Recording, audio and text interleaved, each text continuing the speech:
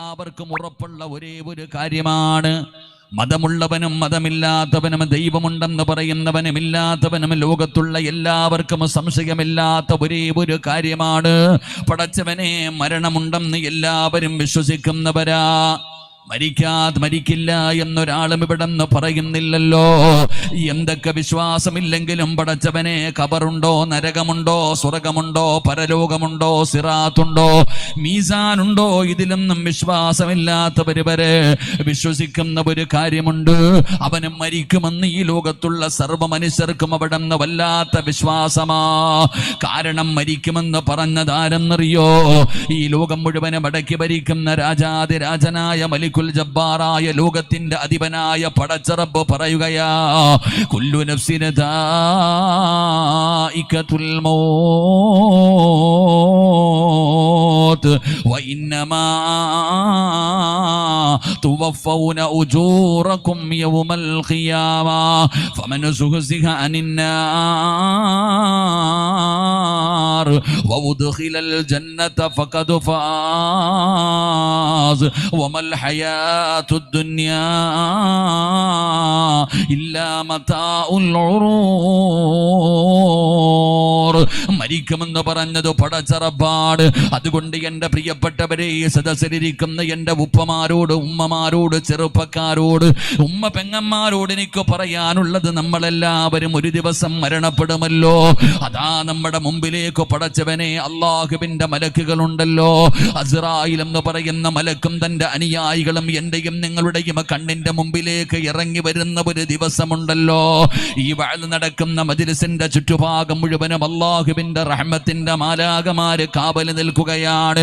എനിക്കും നിങ്ങൾക്കും വേണ്ടി അവർ ദുആ ചെയ്തുകൊണ്ടിരിക്കുകയാണ്. പടച്ചവനെ നമ്മൾ കാണുന്നില്ലല്ലോ, നമുക്ക് കാണാൻ കഴിയുന്നില്ലല്ലോ, നമ്മുടെ കണ്ണുകൾക്ക് അതിനുള്ള കാഴ്ചയില്ലല്ലോ. എങ്കിലും പടച്ചവനെ അള്ളാഹുവിൻ്റെ മലക്കുകളെ കാണുന്ന ഒരു രംഗമുണ്ട്. നമ്മളൊക്കെ അള്ളാഹുവിൻ്റെ മലക്കുകളെ കാണുമല്ലോ. ആകാശ ലോകത്ത് നിന്ന് അസ്റായിൽ എന്ന് പറയുന്ന മലക്കും 70 മുതൽ 70,000 മലക്കുകൾ വരെ എൻ്റെയും നിങ്ങളുടെയും കണ്ണിൻ്റെ മുമ്പിലേക്ക് ഇറങ്ങി വരുന്ന ഒരു സമയമുണ്ടല്ലോ. ഫകശഫിനാ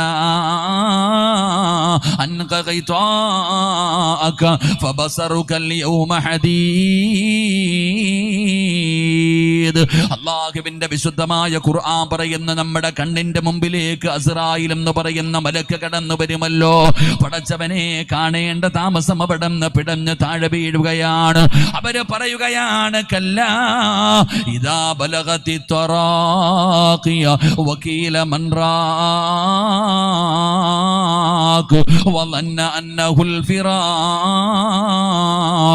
والتفت الساق بالساق إلى റബ്ബിക യൗമഇദിനിൽ മസാഖ്. പരിശുദ്ധമായ ഖുർആൻ അവിടെ എന്ന് പറയുന്ന മലക്കുകൾ പറയുന്നു, എടാ നിന്നെ കൊണ്ടുപോകാമെന്നതാണ്, നിന്റെ റൂഹ് പിടിക്കാമെന്നതാണ്, രക്ഷപ്പെടണമെങ്കിൽ രക്ഷപ്പെട്ടോ, ആരെ വേണമെങ്കിലും നീ വിളിച്ചോ എന്ന് പറഞ്ഞുകൊണ്ട് ആ മലക്കുകൾ ഇറങ്ങി വരുന്ന രംഗം അല്ലാഹുവിന്റെ പരിശുദ്ധമായ ഖുർആൻ അവിടെ നിന്ന് പരിചയപ്പെടുത്തുമ്പോ, ഇതുപോലെ ഒരു ദിവസം നിങ്ങൾക്കും വരുമല്ലോ. ഈ വഅദ് പറയുന്ന എനിക്കും നിങ്ങൾക്കും ഇതുപോലെ ഒരു ദിവസം ജീവിതത്തിൽ വരുമല്ലോ. അത് ഇന്ന് രാത്രിയാണോ നാളെയാണോ എപ്പോഴാണെന്ന് നമുക്കറിയില്ലല്ലോ. എപ്പോഴായാലും അസ്റായിൽ നമ്മുടെ മുമ്പിലേക്ക് കടന്നു വരുമല്ലോ.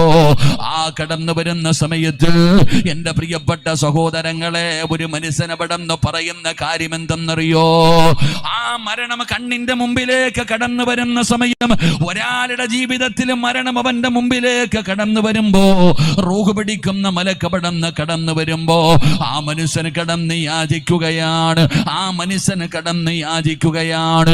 എന്തിനാണ് യാചിക്കുന്നതെന്നറിയുമോ? എന്തിനാണ് ഒരു മനുഷ്യനെ യാചിക്കുന്നതെന്നറിയോ? അള്ളാഹുവിന്റെ ഖുർആൻ പറയുകയാണ്, വഅൻഫിഖൂ മിമ്മാ റസഖനാകും മിൻ ഖബ്ലി അയ്യഅതിയ അഹദകുമുൽ മൗത്ത് ഫയഖൂല റബ്ബി ലൗലാ അഖർതനീ ഇലാ അജലിൻ ഖരീബ്. ഒരാളുടെ മരണം ഇങ്ങനെ അടുത്തു വന്നിരിക്കുന്ന സമയത്ത് അവൻ കടന്ന് യാചിക്കുകയാ. എന്തിനാണ് യാചിക്കുന്നത്? യാചിക്കുന്നതെന്നറിയോ മുസ്ലിമേ? എന്തിനാണ് ഒരു മനുഷ്യന്റെ മരണം അടുത്തിരിക്കുന്ന സമയത്ത് അസ്റായിലിനെ കാണുമ്പോ അവൻ കിടന്ന് വല്ലാതെ യാചിക്കുകയാണ്? എന്തിനാണ് യാചിക്കുന്നതെന്നറിയുമോ? പണമുണ്ടാക്കാനല്ല, ഭാര്യയെ കാണാനല്ല, അടിച്ചു പൊളിച്ച് ജീവിക്കാനല്ല. ഒരു മനുഷ്യൻ കിടന്ന് മരണത്തിന്റെ തൊട്ടുമുമ്പ് അവൻ അല്ലാഹുവിനോട് യാചിക്കുന്നത് എന്തെന്നറിയോ? അല്ലാഹുവേ, എനിക്കൊരു സ്വല്പം സമയം തരണേ അല്ലാ. അവൻ ചോദിക്കുന്നത് സമയമാണോ? സമയത്തിന്റെ വില എന്താണെന്ന് എനിക്കും നിങ്ങൾക്കും ഇതുവരെ തിരിഞ്ഞിട്ടില്ലല്ലോ. വെറുതെ സമയം ഇങ്ങനെ പാഴാക്കുകയാണ്. അല്ലാഹു തന്നിരിക്കുന്ന ആയുസുണ്ടല്ലോ, ഈ സമയത്തിന്റെ വില ഇപ്പോഴൊന്നും നമുക്ക് തിരിയില്ല. വെറുതെ ഇങ്ങനെ നേരം വെളുത്തു വൈകുന്നേരമായി, നേരം വെളുത്തു വൈകുന്നേരമായി തിന്നും കുടിച്ചും ആസ്വദിച്ചും ഉറങ്ങിയും സുഖിച്ചും നമ്മൾ ആയുസ് ഇങ്ങനെ കളയുമ്പോ ഈ സമയത്തിന്റെ വില തിരിയുന്നത് എപ്പോഴെന്നറിയോ? ഖാബിലുൽ അർവാഹു മലക്ക് അസ്റായീൽ. ഈ ഇസ്രായേൽ എന്ന് പറയുന്ന മലക്ക് എന്റെയും നിങ്ങളുടെയും മുമ്പിൽ കടന്നു വരുന്ന സമയം, അപ്പോഴാണ് സമയത്തിന്റെ വിലയറിയുന്നത്. അപ്പോഴാണ് സമയത്തിന്റെ വിലയറിയുന്നത്. സമയത്തിന് വേണ്ടി യാചിക്കുകയാ. മരണത്തിന്റെ സമയത്തും സമയത്തിന് വേണ്ടി യാചിക്കുമല്ലോ. ഖബറിനകത്ത് കൊണ്ട് ഖബറടക്കിയാലും സമയത്തിന് വേണ്ടി യാചിക്കുമല്ലോ. നാളെ പടച്ച റബ്ബിന്റെ പരലോകത്ത് നിൽക്കുമ്പോഴും അല്ലാഹുവിനോട് നീ ചോദിക്കുന്നത് സ്വർഗമോ നരകമോ അല്ല. അവിടെ വെച്ചുകൊണ്ട് ചോദിക്കുന്നു, റബ്ബനാ അബ്സ്വറിനാ വസമിഅനാ ഫർജിഅനാ. അവിടെ വെച്ചും നീ സമയമാണ് ചോദിക്കുന്നത്. അതുകൊണ്ട് എന്റെ പ്രിയപ്പെട്ട സഹോദരങ്ങളോട് സഹോദരിമാരോട് പറയുകയാണ്, കണ്ണിന്റെ മുമ്പിലേക്ക് മരണം ഇങ്ങനെ കടന്നു വരുമ്പോ നീ സമയം ചോദിക്കുകയാണ്. എന്തിനാണ് സമയം ചോദിക്കുന്നത്?